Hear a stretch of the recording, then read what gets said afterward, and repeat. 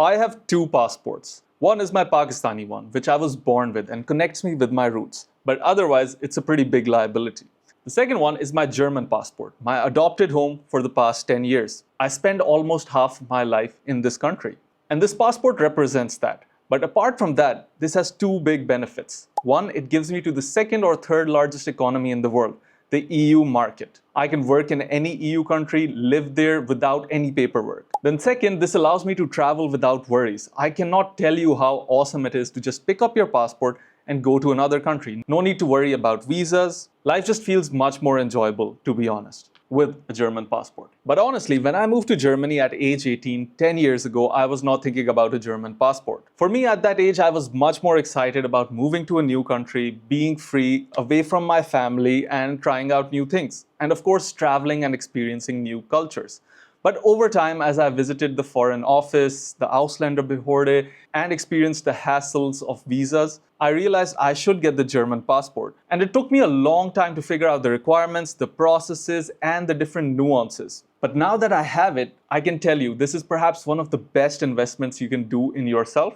And honestly, your children and your grandchildren will probably thank you for it. Plus, your quality of life will go much more up. So this video is kind of like a message to my younger self. If you're moving to Germany or are living here, then I'll explain the requirements to get a German passport. And then second, I'll walk you through the process of getting a German passport and hopefully answer most of your questions. So let's start with the requirements. I wrote these down so I don't forget.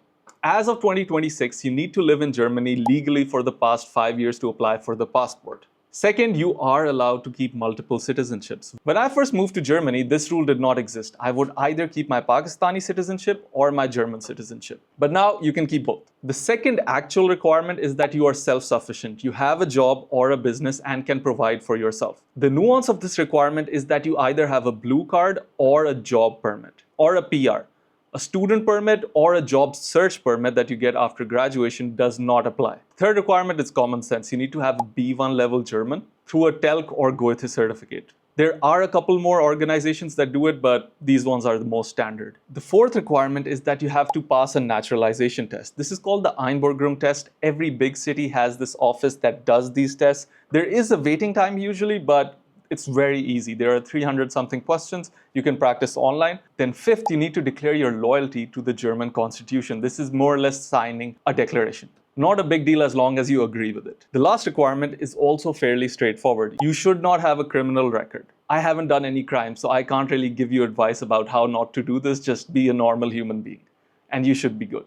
So those were the requirements. I actually applied based on the previous law because I knew once the 2024 law came into effect, then a lot of people would apply for citizenship. So I applied based on the previous law so I could get my German passport faster, which I did in 12 months. The only major difference here was that you could apply only after 8 years, 7 years with B2, 6 years with B1. And you could not keep two citizenships. But by the time I actually got my German passport, the new law was in effect. And it applies to previous citizenships as well. So I could keep my Pakistani passport as well. All right, so those were the requirements. Now let's talk about the process and how I met those requirements. And along with advice on how to meet those requirements in the most efficient way possible. Firstly, let's talk about residence time. You basically need to live in Germany for 5 years. It doesn't matter if you're a student, working, doing an Ausbildung, or any other thing.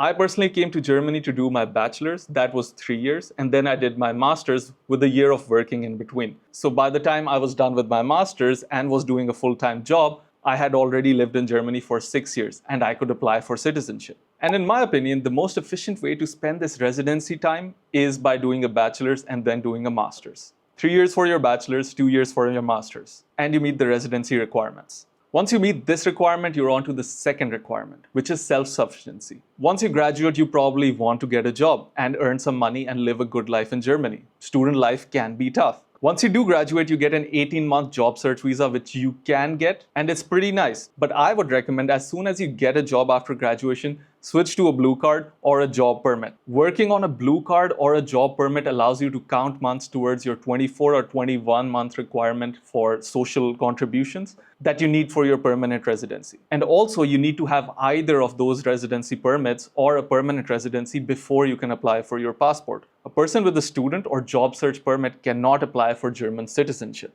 In my case, after I was finished with my master's, I got a consultancy job. I did that for 7-8 months. It was pretty tough. I did not enjoy it, so I switched to another job. And another nuance, you can't apply during probation. So I had to wait more months, even though I was eligible to apply for the passport. But since I hadn't completed my probation, I could not apply for citizenship. So in October 2024, I was eligible for the German passport application, and I did that immediately, as soon as I crossed my probation, of course. So now we've completed 2 requirements. Let's talk about the third one, German. For the first 6 to 7 years in Germany, I did not learn German. I just didn't feel the need to learn German because everyone around me was speaking English and all of my friends were English speaking. But once I moved to Munich, I realized that I was really bad at German and I should probably learn it for spending a good life here and also to advance my career opportunities and open just general opportunities and enjoy life in Germany. So I moved to a student dorm where I learned German and I passively increased the level of my German. But for the passport, you need to have a certificate. Just actual skills don't matter. And it's very easy to pass a B1 certificate, in my opinion, for TELC or GOETH. It's a structured exam. You just do a couple of mock exams and you'll be able to pass it.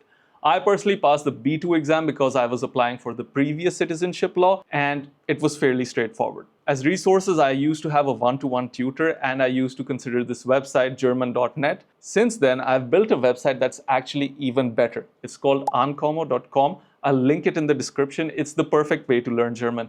We have explanations for international specifically regarding gender rules, tense rules, everything that you need to actually pass your B1 exam, including mock exams, games, and grammar explanations. Link will be in the description. But anyways, pass your German exam as soon as you can. It's fairly straightforward. 3 requirements down. Let's talk about the 4th one.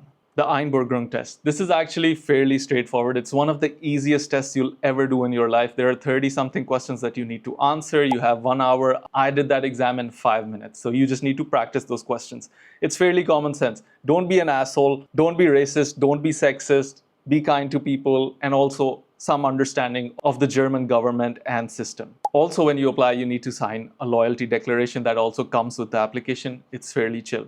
So the 4th requirement is then also done. I actually had to wait 4 months for my exam date. So also a tip, apply for the Einbürgerung test as soon as you can. It's one of the easiest but also most important exams you can give in Germany. The last requirement is no criminal record. I can't really tell you what you should do here, but my recommendation is be a normal person who enjoys living in society and does not do a lot of asocial activities. I do not have a criminal record. I had to work really hard not to do that.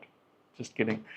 But anyways, based on all of those requirements, I finally sent my application in October 2024. I sent this by post to the Munich office, and I actually got confirmation of receipt of my documents 2 days later, which was a pretty good sign. Strategically, I applied before the new law came in effect, and a lot of people became eligible due to lower language requirements and lower residency requirements. So this was a smart decision from my end, and it played out well. I got my citizenship in 12 months. People wait 24 months quite often, and that's not a big deal. But I got mine in 12 months because I applied earlier based on harder requirements. But those 12 months were not straightforward. I had to do a lot of follow-up and to and fro to actually get progress done on my application. And the biggest problem in my case was that 2 of my caseworkers just left the KVR in Munich. Because of this, my case could have been in limbo, but I saw a post on a Facebook group that my caseworker had left, and I followed up immediately with the KVR. So what's happening? Who's my new Sacharbeiter or caseworker?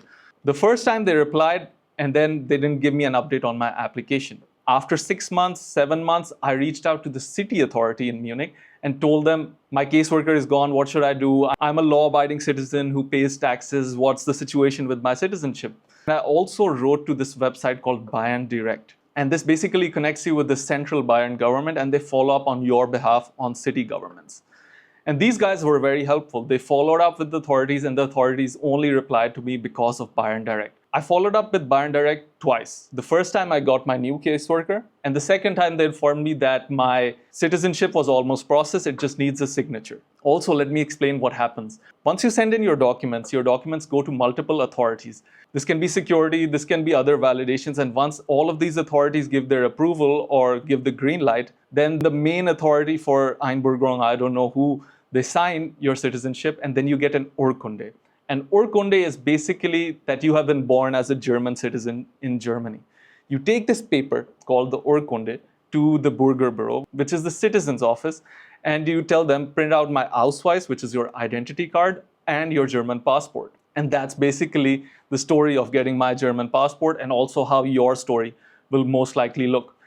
In hindsight, I would say getting a German passport is one of the biggest assets I have in my life. There are 3 types of wealth that I consider to be important. The first one is the wealth of mobility, which is I can move anywhere, I can work in a lot of different places. And the German citizenship provides me much more wealth of mobility than the Pakistani citizenship.